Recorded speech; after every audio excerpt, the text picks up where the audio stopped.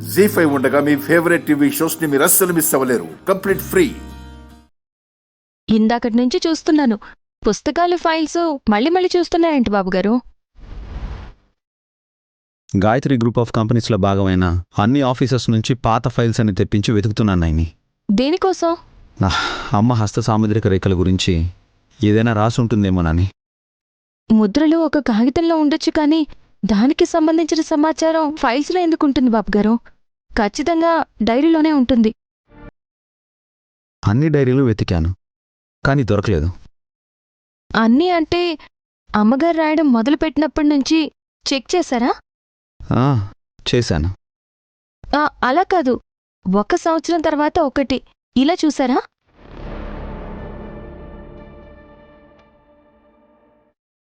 ఏదైనా సంవత్సరం మిస్ అయిందా? గుర్తు తెచ్చుకోండి బాబుగారు. 1997. ఎస్, నిజమేనని. 1997 ఆ సంవత్సరం డైరీ దొరకలేదు.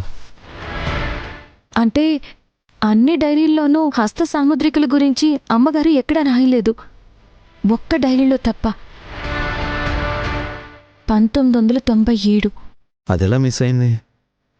అమ్మగారు దాన్ని పోగొట్టుకున్నారా, లేకపోతే జాగ్రత్త పరిచారా? లేదంటే ఎవరైనా ఆ డైరీని దొంగతనం చేసుంటారా? ఈ కోణంలో ఆలోచించి దారిని మనమే ఏర్పాటు చేసుకోవాలి బాబుగారు. సీరియస్గా ఆలోచిస్తే దేనికైనా పరిష్కారం దొరుకుతుంది. 1997 డైరీ గురించి వాకప్ మొదలు పెడతాను. జాగ్రత్త బాబుగారు, ఈ విషయం ఎవరితోనూ పంచుకోకండి. వాళ్ళు జాగ్రత్త పడేలా ఉన్నారు. వాళ్ళంటే? ఇంటి దొంగలు. అర్థమైంది. 2 రోజులాగి ప్రయత్నం మొదలు పెడతాను.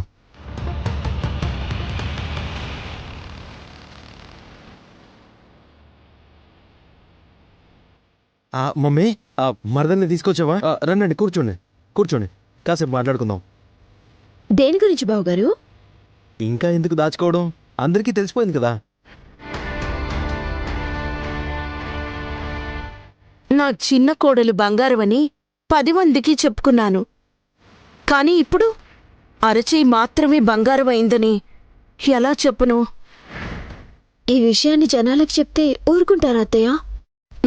తండోపతండాలుగా కదిలొచ్చి నీ చేతిని చూస్తారు. అటు తిప్పి ఇటు తిప్పి అక్కడి దాకా విరిచేసి తీసుకెళ్ళిపోయినా ఆశ్చర్యం లేదు. అప్పుడు నిన్ను ఆవిడదాన్ని అవుతాను కదా బావగారు.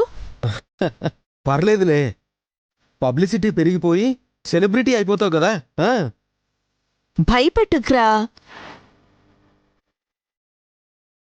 అదృష్టం చేతికి అందుతుందనుకుంటే చేతికే అంటించుకుంది సుమన. నన్నెందుకు తీసుకొచ్చారో చెప్తారా అత్తయ్య?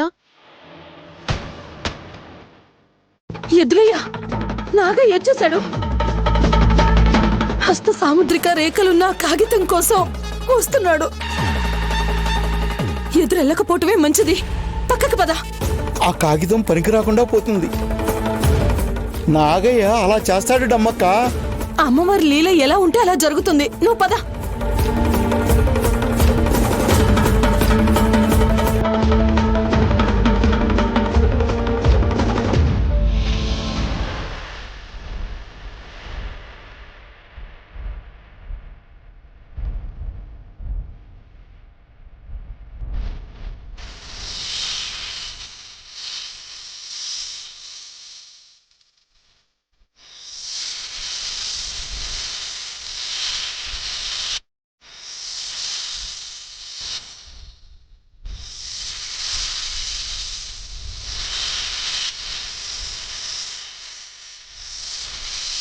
నాగయ్యను అడ్డుకోవడానికి నాగులమ్మ వచ్చింది.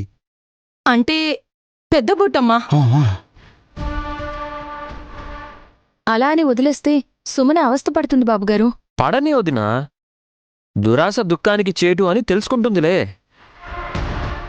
కడుపుతో ఉన్న ఆడపిల్ల ఇబ్బంది పడరాదు విక్రాంత్ బాబు. నీకున్న జాలి వాళ్ళ ఆయనకి లేదులేనాయని.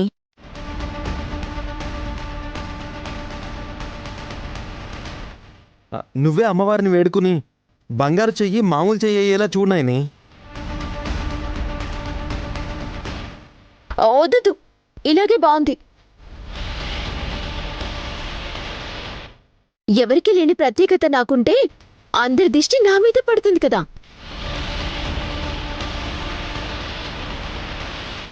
దిష్టి పెట్టారంటే ప్రాబ్లం అవుతుంది.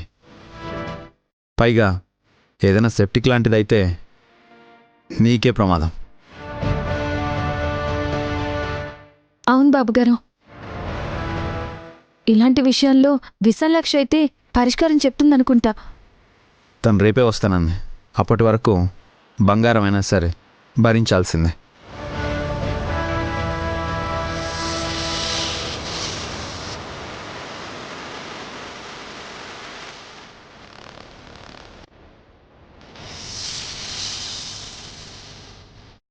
నాగయ్య, వచ్చిందాన్నే మళ్ళీ వెనక్కి వెళ్ళిపో. గాయత్రమ్మ బతికే ఉన్నప్పుడు నువ్వు నాగప్పగా, నేను నాగులమ్మగా ఆ తల్లికి పరిచయం. ఇప్పుడు ఆమె హస్తరేఖల కాగితాన్ని నాశనం చేయడానికొచ్చిన నిన్ను నా భర్త అని కూడా చూడను. నీ స్థానంలో వేరే ప్రాణి ఉన్నా సరే ప్రాణం తీసేదాన్ని. వెళ్ళిపో. ఇన్నాళ్ళు మంచివాడివి అనిపించుకున్న నువ్వు ఈ పని చేసి చెడ్డవాడివి అనిపించుకోకు. ఈ కాగితం గురించి రహస్యం అందరికీ తెలుస్తుందని నువ్వు దాన్ని ముక్కలు చేద్దామని వచ్చినా సరే నేనైతే అలా జరగనివ్వను. అంతా మంచే జరుగుతుందన్న నమ్మకంతో వెనుదిరిగి వెళ్ళిపో. పో నాగయ్య.